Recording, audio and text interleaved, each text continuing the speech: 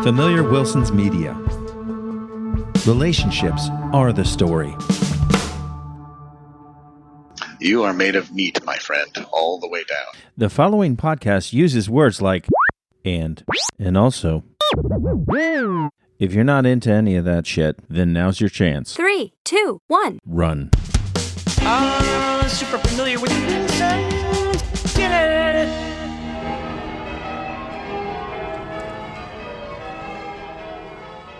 Welcome to Super Familiar with the Wilsons. I'm Amanda.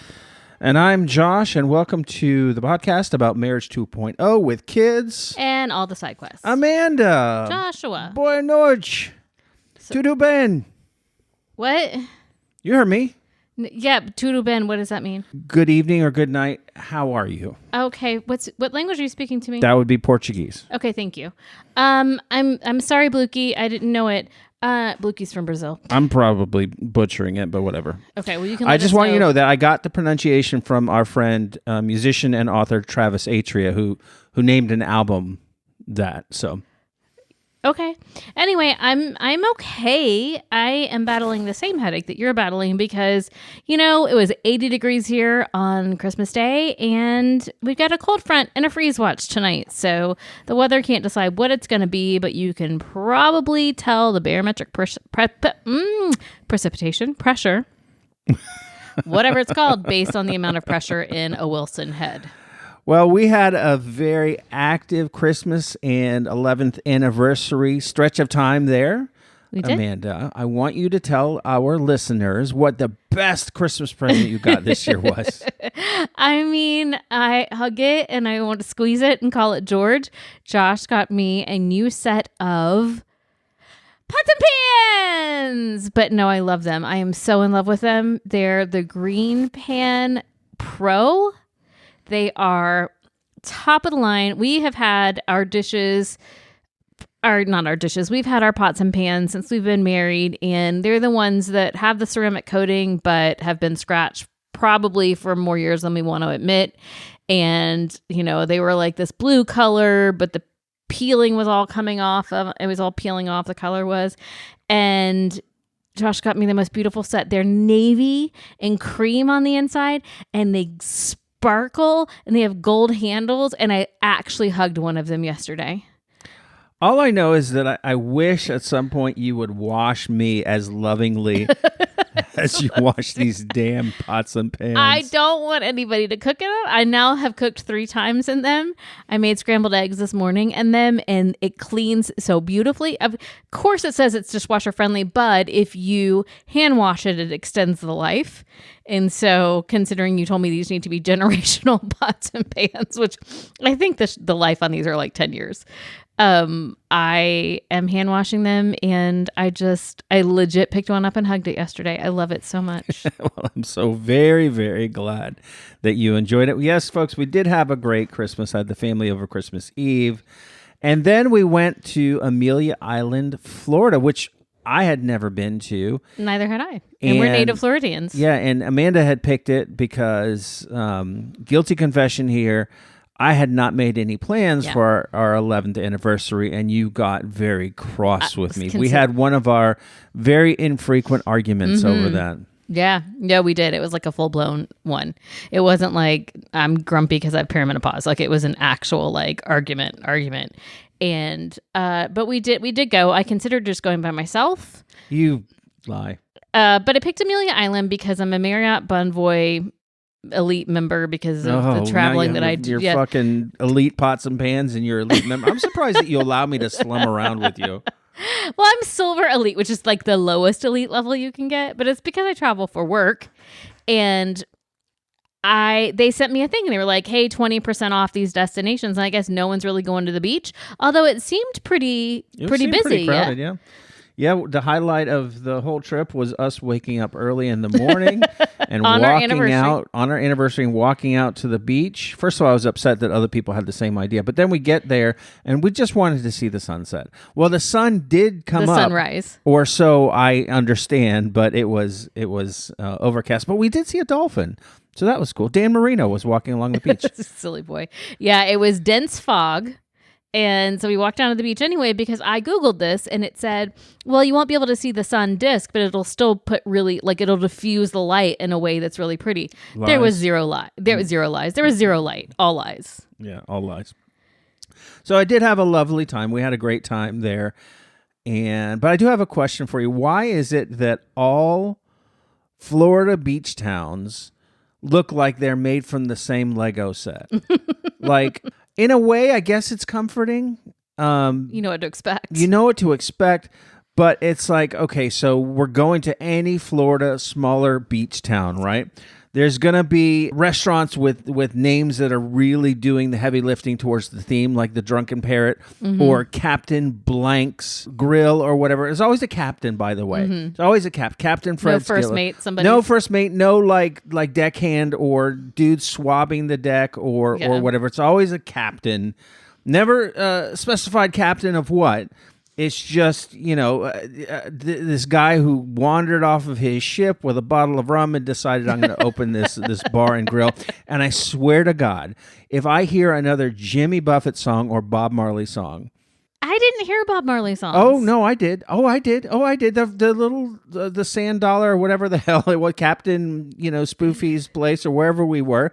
We walked in. It was playing Three Little Birds. Oh, how interesting. Well, I know that there was a guy, I think, playing the guitar outside of that restaurant, like on their deck. I'm not sure. And he said something about playing Bob Marley, but like with a soul version, but I still didn't recognize what he was playing. We missed that. But other things is like always with these cute little signs that are made to look weather beaten, but they've never seen a hurricane in their life that says things like life's a beach or the beach has my money or some nonsense like that. I'd rather be a mermaid. Yes. And pelicans. Everything's a pelican. Although I saw zero pelicans. Oh, no. There was pelican decor? No, yes. I saw zero pelicans at the beach. I know, because they put the pelicans in the starter kit, whether you actually have pelicans there or not. Like I expected to go into the bathroom and lift the beak and pee into a pelican mouth that or would whatever. actually be cool. No, it would not be cool. Not with them beady little eyes looking at me. I saw lots of seagulls. One of them talked to me. Even the tourists all look the same. Like, it was a little cooler, so I took jeans and was wearing a shirt. But invariably, there's the dress code is like, whatever I had available to put on plus $80 flip flops, right? Yes. And then shirts with way too many pockets in them. And I guarantee you, none of those fuckers are fishing. So they need to do something else. They need to differentiate all of these Florida beach towns, besides the T-shirt saying life's a beach, Fernandina Beach, Florida, or whatever. Each of these needs to have something that is either unique to the area or has nothing to do with a beach town. What do you suggest? Oh, I made a list. Okay, good. Replace all iconography of pelicans with real pelicans. So you're going to pee in a real pelican's mouth? It's just like the Flintstones. They wash their laundry in a pelican. They did. Real pelicans scattered about would make it a lot more exciting than these fake pelicans. What else? Mandatory polka hour. From 2 to 3 every day, they got to turn off the damn Bob Marley and the Jimmy Buffett and play polka music. They have to do it. I don't think you know what you're asking for. Every town needs to have its own cryptid. You know what a cryptid is? It's like mythical beast, like Yeti or Bigfoot is a cryptid. Like the Florida swamp monster is cryptid. Like when we were up in the mountains of Asheville, North Carolina, the Rat Man was a cryptid. I think that each town should have its own cryptid, and I invented one for Amelia Island. What is it? A manatee, but with human legs. Oh, that's terrifying. You're right. Have the obligatory grainy photos of like this manatee with legs running past the 7-Eleven. Now, it would be great. Let's see what else. Did you notice every Florida town we go to references pirates? Yes. It's like, I guarantee you that there's no pirates in the Gulf of Mexico that I'm aware of, right? We first of all, we weren't on the Gulf. No, but what I'm saying is we've been to like St. Pete and some of these other areas. Yeah. There's pirate things there as well. So you don't think that there were actual pirates 200, 300 years ago that were roaming these oceans? All I'm saying is I can almost bet all of my money that Blackbeard didn't visit each and every one of these places. Listen, Tampa Bay Buccaneers. I mean, it is rife with pirates in this state. So I think that the pirates need to actually put them in places where it is legitimate that they went. Like, St. Augustine, they had pirates. Yeah. Amelia Island, I guess, is kind of in that Jacksonville, St. Augustine area. So maybe there were pirates. Have pirates. The oldest bar in America is right across the street from the marina, and it's named after a pirate or something like that. He probably started it. You mean no? The oldest bar in America was in New Orleans. I thought. Didn't we establish that? Sorry. No. In Savannah. Well, you're is where pointing at me, and it's terrifying. It's my hook. Yes. In Savannah, right? It was in New Orleans when we went on that tour with that awesome 80-year-old tour guide. No, it was in New Orleans, but it's the oldest bar in Florida is what I meant to say, not the oldest bar in America. Well, that would surprise me that thing is not in St. Augustine, for example, which is the oldest settlement, right, in Florida? I mean, it's not far, though, from St. Augustine. Right. I think that another thing that they should consider is all of these, like the Seafood Shack and all these places, should serve one dish that has nothing to do with the seafood pirate. I would, as somebody who does not eat seafood, would appreciate that. Yeah. So, for example, we went to, I think it was the Sand Dollar. I don't remember. It was the Sand Dollar. They have all of the, fish and chips and all these things, plus an immaculate beef Wellington. Yeah, but see, here's the thing. As somebody who doesn't eat seafood, you can pretty much count on a burger, a buffalo chicken sandwich, and maybe nachos. But this place only had shrimp nachos. So right. I had a burger. You go to the tiki bar and you get your boat drinks and soup dumplings. This is very good. I like this. I like this idea. Do you have more on your list? One more is that all of the town fountains now need to be filled with LaCroix. Oh. And none of the tropical flavors either. Oh, so cranberry lime or something. That's kind of festive, though. Yeah, so there you go. So those are my ideas right there. We got to make these towns different from each other and different from the cliche. This is all I'm saying to you. So I will say something that's different on Amelia Island is, and we didn't visit it, but it was really interesting to me, was America Beach. Oh, okay. Well, you can talk about this is history and this is serious, so we can do one of those really abrupt transitions that we do. No, but I was just saying this is something I've not seen in other places. And America Beach, historically, it was created for African American residents, I guess. I mean, I'm sure people traveled from other states or whatever during segregation because they couldn't go to the white beaches. So it was created and founded as a place where Black Americans could go to the beach and rest and have respite from all of the atrocities that were happening to them. And it was in danger at some points, correct? Is that right? What we were reading? Yeah. So that is cool. I did enjoy that. Now, their downtown area, which is set off from the beach, was interesting because it's very kind of small town, but also filled with, again, what I see as cookie cutter things that you would find in a small town, or it's styled as a small town, but you can tell there's a lot of money there and there's a lot of tourists there. So every third store would be a quote unquote antique store, but the antique store, again, where everything's distressed, but it was made in China 2 years ago type of thing. There was a chocolate slash fudge slash sweet shop on every corner. It was lovely, but it did seem a little bit like a theme park. It was a little too manicured. It wasn't unlike downtown St. Pete, that Central Ave or whatever. When we go to St. Pete, It was very much like that. I will say though, it was very charming, and I don't know that it would be charming the rest of the year. Although I have a really good friend who stays there and loves it, but everything was covered in Christmas lights. I mean, just in the white. Yeah. Warm light. Yeah. And it was just beautiful. I was so charmed. Yeah, no, it was cool. We'll go again. We had never been there before.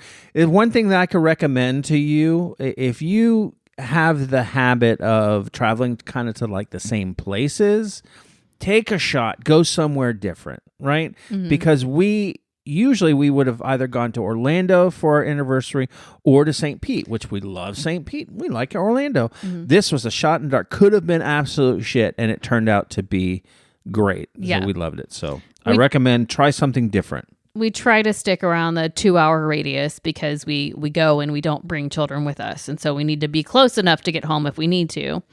And I mean, fortunately, we live in North Central Florida, but everything's about a 2-hour drive for us, unless it's Miami. I am going to do a slight pivot now. It has to do with our 11th anniversary. We're going to do a little assessment here of our relationship. I'm going to ask a series of questions. I was not told there would be a quiz. I know. And the only reason I know there was a quiz is because I came up with it. But what we're going to do seems unfair. No, because it's not for points. It's just it's not even how well we know each other. It's just what we think of the relationship. Oh, so I'm Lord, that's worse. I'd rather it be, what's your favorite color? Okay. No, I'm going to ask a question like, who do you think does this? Or who do you think would be more likely to do that? We get in our mind which one of us we think, and then we compare answers and talk about it. It'll be fun. All right. I hope that this goes well. If not, we get like 4 free sessions with the therapist through my work. Free? Yeah. Shit, I want to do that now. Let's go. Can we go right now? Okay, so here's the first one. And folks listening out there, if you have a partner, get them and answer the questions for yourself. Yeah. It can be a little thing, and write into us, familiarwilsons@gmail.com. Like how you did you agree? Did you disagree? Did it start an argument? That would be cool. All right, so here we go. First one. Who controls the thermostat, and what's the agreed upon temperature range before war breaks out? Me. I would say me. Oh, I'm saying me only based on perimenopause. Because I keep having to crank that joker down. I think our agreed upon typically is 74. No, that's changed. That's not. Although I notice it like inching lower. Like 72 is about what I put it on at night. It's 72, and whenever I go by it and it's not 72, I will put it on 72 because I like sleeping in the cold. So, okay. So we both do it. There's no central person. We don't argue about it. We don't argue about it. Okay. It's not like one of us needs it hot and the other one of us needs it cold. We both want it colder. Although our poor children are freezing all the time. Nah, I don't care. They have blankets. Who? Don't report us, please. Who drives when you're together, and does the passenger have backseat driver privileges? Okay. Who do you say drives when we're together? Well, it depends. Are we talking about around town or on a road trip? All the information on the task. I drive mostly when we're in town because we take my car. My answer would be you. You drive mostly. That's my answer. Because we take my car because it's the bigger one. It's the family car, and I just walk to the car, like to get in it and don't even think about it. But when we go on a road trip, we have a set thing where I drive there and you drive back if we're in my car. Yeah. Now we had to take your car because we left Muffy and Winthrop my car, and so you drove there and back. Oh, that's not how I remember it. Okay. Okay. No, you drove, and now I have concerns. No, I guess what I'm remembering is you driving downtown. Yeah. So there you go. I drove downtown and back because you had a couple of the boat drinks. Yes. So, but in general, though, when we're in town, I like it for you to drive. That's how because you like to it. play on your phone and not have to deal with the traffic. I don't like to have to deal with the traffic. I grew up in Miami. Okay, I feel like I have slight PTSD when it comes to traffic in general. And so I don't like driving. I especially don't like driving at night. We talked about that already. Now, I have a question for you, though, that is about traffic. Go ahead. So when we were first together, I would say something about traffic, and you would kind of like laugh and be like, oh, you've never lived in Miami. You would scoff, like whatever. But have you found now that the longer you've been here, the more you're like, no, this is proper traffic because you've acclimated to it? But I also feel like there's just so much more development, especially where we live now. There's a lot more traffic, like coming home. Yeah, Gainesville does not have traffic the way because I never feel in danger in Gainesville, or very rarely. Yeah. In Miami, it's busy and also like you're taking your life in your hands. Okay. Your head's got to be on a pivot. You should have, cameras all the way around. Like having a Tesla that has cameras all the way around makes sense in Miami. Yeah. For that reason. Okay. Who controls the remote, and how many shows can one person veto before it's a problem?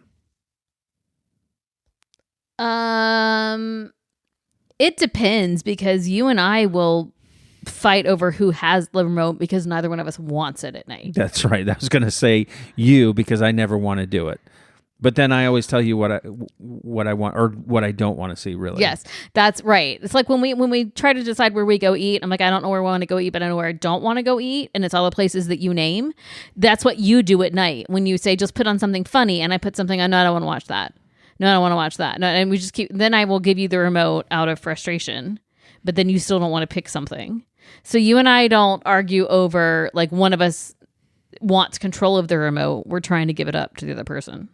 Well, my thing is that we've run out of 8 out of 10's Cats Does Countdown episodes to watch, and so I don't know, and we can only watch the Taskmasters over and over again so many times. So, well, you answered the question: who decides what's for dinner, and how many times can I don't know what do you think go back and forth?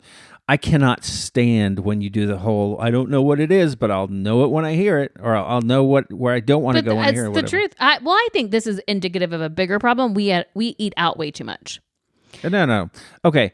No, and we don't need to get into that on this comedy podcast, but all I'm telling you is that in general, when we're trying to decide anything, you're more likely to say, I don't know what I want, but I know what I don't want. Yeah. And that drives me absolutely up the true, freaking though. wall. But my point... How did you decide to marry me? Did you just have all of these... I didn't want the other ones. No, I knew I wanted you. Hush. That was the last strong opinion you had about what to do. No, I'm like, Okay. Who's in charge of the grocery shopping, and who keeps buying snacks that mysteriously disappear?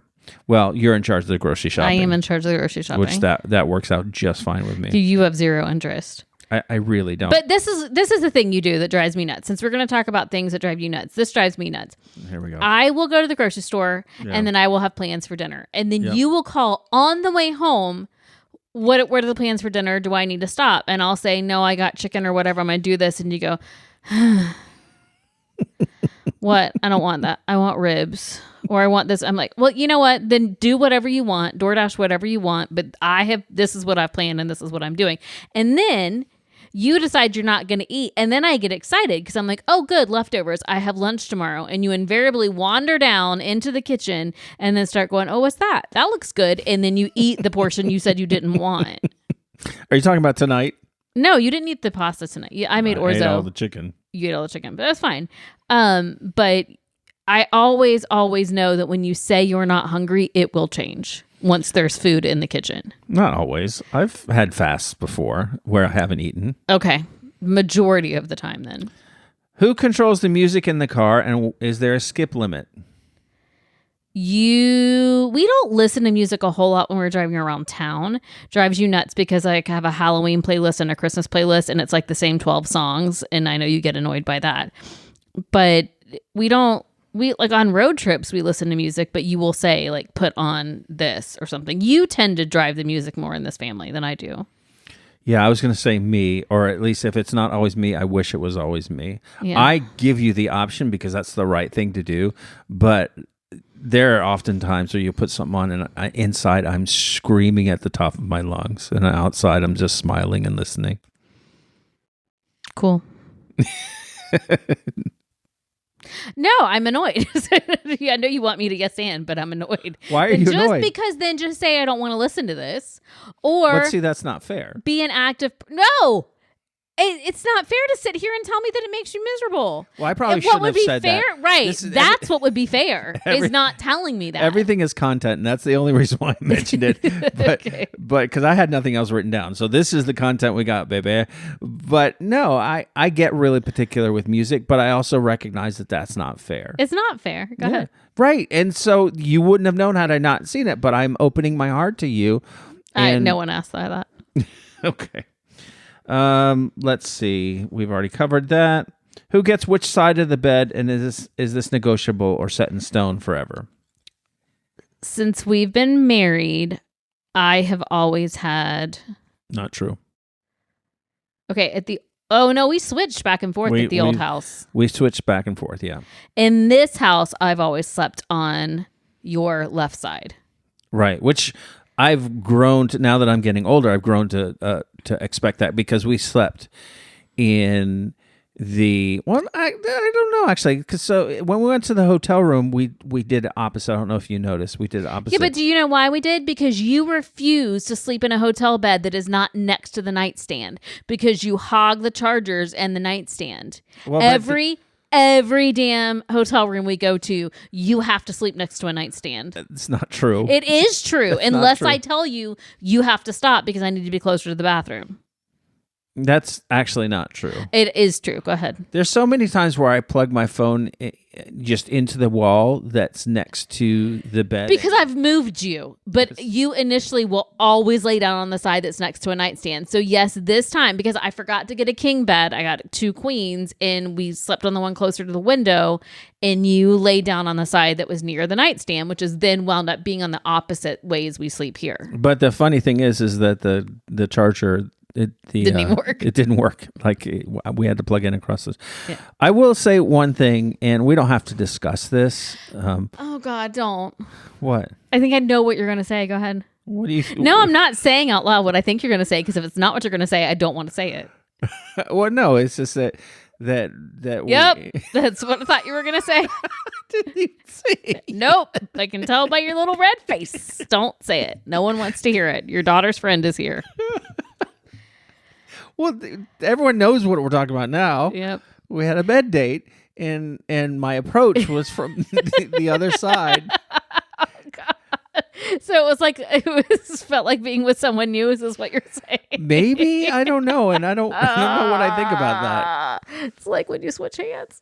Yeah, I had to. Oh God. Okay, all done. We're all done with that conversation. Next question: who's the morning person and who's the night owl? I wind up being the night owl just because I can't sleep.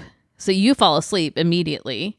You do this thing where we're watching TV, you roll on your side, and before I ever say goodnight, you go, nope, not going to sleep. And then you're asleep in 30 seconds. Like, it's just your tell. Like, you were going to sleep. It's interesting, though, because there have been a few nights, especially recently, where I can't sleep, but we'll turn the TV off, and I'll scroll on my phone, and that'll just keep me up, and you'll be asleep. Okay, well, that's good. Good for me. But then I wake up around 1 or 2 o'clock in the morning. I am most definitely the later sleeper. I can sleep a lot later than you. Oh, no, I can't sleep past 6. I slept, till 10 on Saturday? Yeah. Well, Saturday mornings, I tend to want to let you sleep, even though I'd prefer to get up and go to the farmer's market. So that's because I pitched a fit and told you to not wake me up. Yeah, you did. Oh, that was another argument. You were pissed, boy. All right, next one. Who handles the spiders and the bugs? Actually, me. What? Me. No. Yes, because they wind up coming out at night once you're asleep, and I get texts from Muffy telling me to come kill him, and I don't wake you up and I go do them. Fine, but there have been plenty of times, in fact, recently you called me down to get rid of a spider. Like, plenty of times where if I'm awake, you're going to call me to get them. Yeah. It's just that we wind up seeing them at night. But if you're awake, then I call you to get them, yes. Who takes longer to get ready? You do. Of course I do. Yeah. That's I have hair. Yeah. Okay. And like you change your clothes 12 times. Because I'm unhappy with my body. I don't like the way things fit. Thanks for bringing that up. Okay. Very good. Next one. Who's more likely to lose their phone, keys, wallet? 100% you. Daily. And I don't understand. I come in, my keys go in the same spot every single day. The only time I can't find my keys is if you have had my keys. But I have lost my phone more often than my keys, but you can't find the keys, you can't find a belt, you can't find your phone, and you can't find your glasses. These are things that you do daily.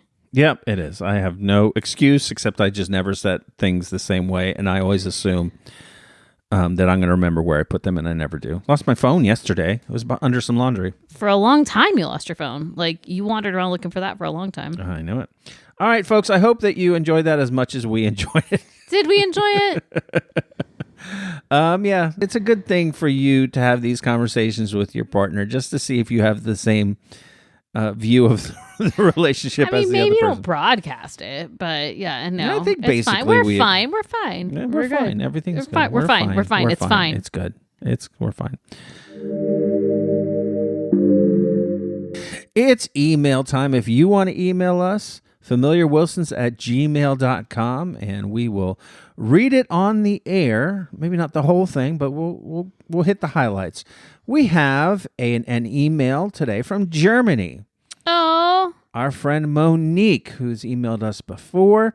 She says, "Hi, Wilsons. No, of course I haven't abandoned you. It's just life getting in the way of listening to podcasts for a while. Well, that only means that in my future, there are many hours of enjoying your company." Well, I hope so. Nice, Monique. Thank you. "I have had a question on a topic that came up several times. How did your fantasy team do?" They absolutely imploded. Just like my real life Miami Dolphins, my fantasy team just was atrocious. The Dolphins won yesterday. Yeah, but too little too late. That's where it's different. My fantasy team did not. I'm quite certain that I'm dead last, but to be honest, I haven't looked in the last couple of weeks. So she says this: my fantasy team story goes back many years, around 1990. At work, most of us chipped in 10 guilders. Yeah, this was before the Euro, and got to draw the names out of a bag of 5 cyclists who were to ride in the Tour de France. Nice. There were prizes for the one who got the winner of the day, the one who won a specific race, who cycled in the green or blue or whatever color jersey, and so on. Truth be told, I did and do not care for cycling at all, unless I am the one riding the bicycle. And the only sport I watch on television is baseball. We have an MLB subscription. Wow, I never would have guessed. That's awesome. I love that. So I did not know of any of my cyclists, right?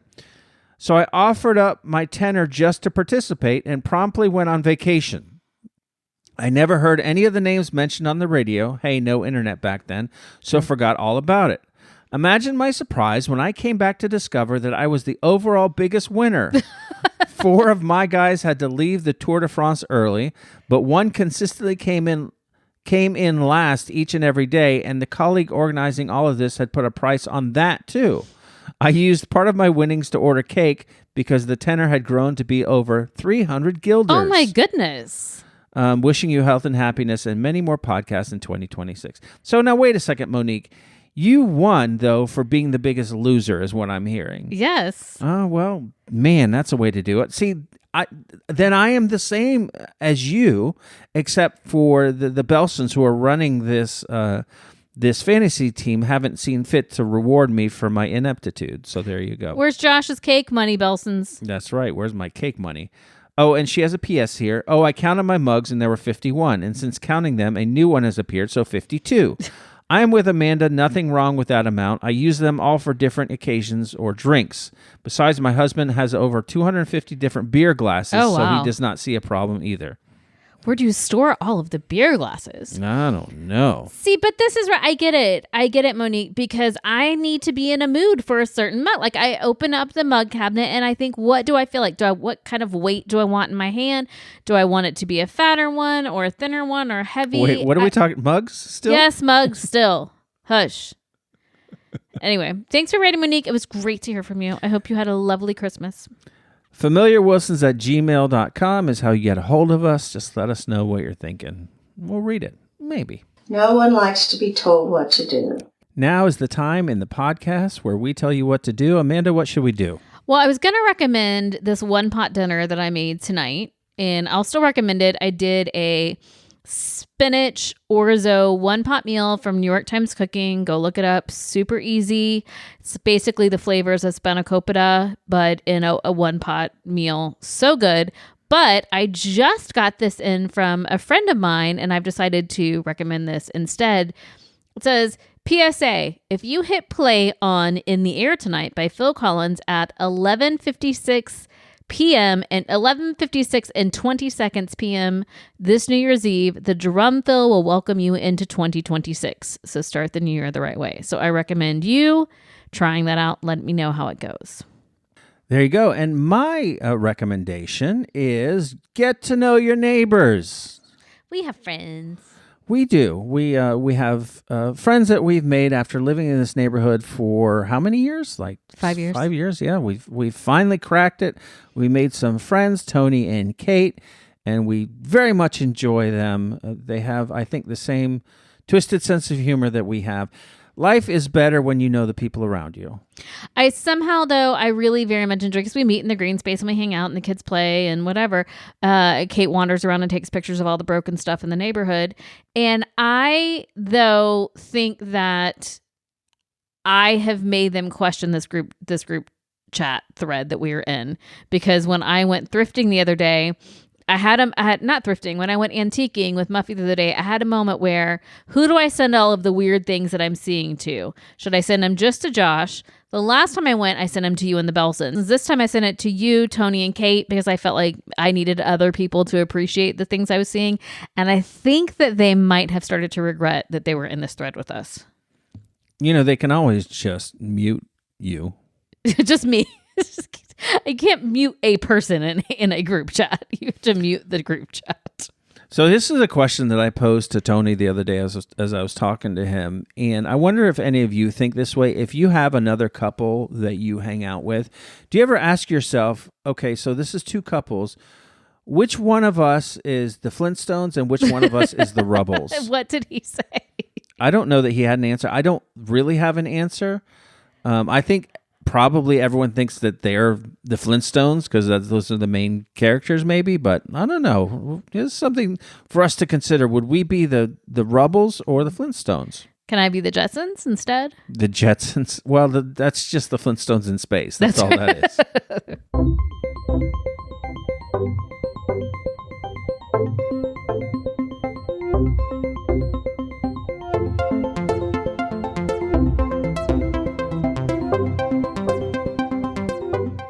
All right, Amanda, that's all there is. There is no more. There's going to be minimal editing on this episode. Okay, well, good luck, friends. Whatever happens, good luck. So we would like to thank the following people without whom we would not be able to make this podcast. As the sun sinks low and the cooler runs out of ice, we would like to thank Antonio for somehow always finding the one quiet spot on a loud beach, Josh Scar for bringing the speaker and absolutely refusing to turn it down, Daniel J. Buckets to committing to the bit and the sandcastle, Chicken Tom for asking, is it safe to swim, but already being waist deep, Matt for watching everyone's stuff and missing everything, Monique from Germany for calmly explaining how beaches work better in Europe, Joey, Leo for running directly into the ocean like it personally wronged him, Refined Gay Jeff for the perfectly timed sunglasses reveal and gentle judgment, to Ryan Baker for grilling something that was not meant to be grilled, Mark and Rachel for the best beach blanket setup, and Dan and Gavin for staying until the very end, even when everyone else said we should probably head out. Can I just say, I thought about this. We talked to Mark and Rachel on Christmas. Was it Christmas Eve or Christmas night? Christmas night. They called, and it was so lovely. So, I rarely do people call each other anymore. We FaceTime with them, and it was lovely. Yes, it was. And by the way, they were calling us from North England, so it was quite a bit later there. So I appreciated that they went and they made their rounds and they called all of their friends, and it was great. So call your friends. That's my other recommendation. Call your friends. Maybe text them first and say nothing's wrong, because people freak out when the phone rings. Yeah, but do people freak out when the FaceTime? Because people usually don't FaceTime bad news, do they? No, not usually. So that's better. Okay, so there you go. So rule of thumb, FaceTime good, telephone call bad. All right, folks, so until next week, y'all take it easy. And just as we prance into the new year, just remember this is an arbitrarily decided new beginning for you. So you might as well take advantage of it. And maybe don't make resolutions, just make like intentions or things you want to try, and then you won't feel as bad when you don't do them. Sounds perfect. All right, go be kind. Bye. Bye.